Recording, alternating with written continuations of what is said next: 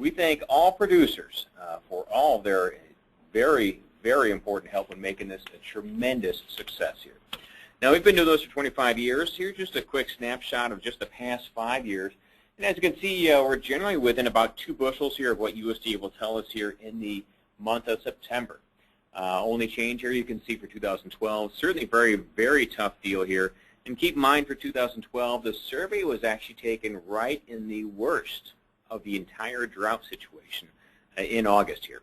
So I may explain why the numbers were just a little bit lower there than what USDA reported back then. But as a whole, we certainly look forward to a very good accuracy for tomorrow's report, and certainly what it could imply for the trade ahead here. Now, here's a snapshot of why we do a nationwide farmer survey versus crop tours, for instance. And here's precip for July as well as August. You can see that precip in all the states is generally not consistent. For instance, here's Iowa. Southwest corner got a lot of rainfall. In the eastern areas got some little dryness here during the months of July and August, but central area is kind of normal. So you've got these crop tours which may run, maybe cutting corners of these states, and not really getting a full accurate reading of what's going on. Now, what we do is we actually do a full nation or a full state-by-state estimate here for as many states as we have statistically viable surveys from, and we break it out. Here's exactly how USDA does their survey, and here's how we model ours as well. USDA takes all these counties and all these states, and they break them out into districts in 9 separate districts in almost all of the main Corn Belt states. And each district may have about anywhere from 5 to 10 separate states within its numbers here. Now, a crop survey or a crop tour may only cover, let's say, for instance, 10 different counties of, for instance, Iowa, 99 separate counties.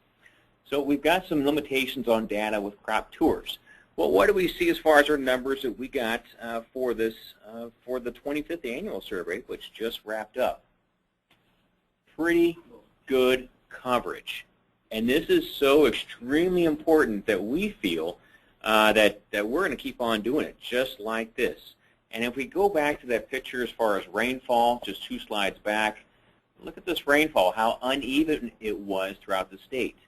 This is why it's very important to do a wide geographic coverage when you're doing these type of yield estimates here. Same story for the number 2 state of Illinois.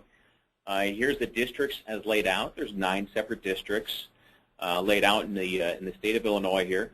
And as far as this, let's look at rainfall during July and August. Well, look at this. Let's see, the southern third of the state had excess rainfall.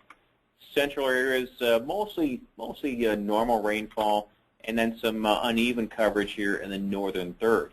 Well, what do we see as far as our coverage here? Well, wide geographic coverage is very important. And each of these green dots are in separate counties where we had enough surveys to make us a clear county-by-county estimate here. So that's why we really love this idea of doing a crop survey here.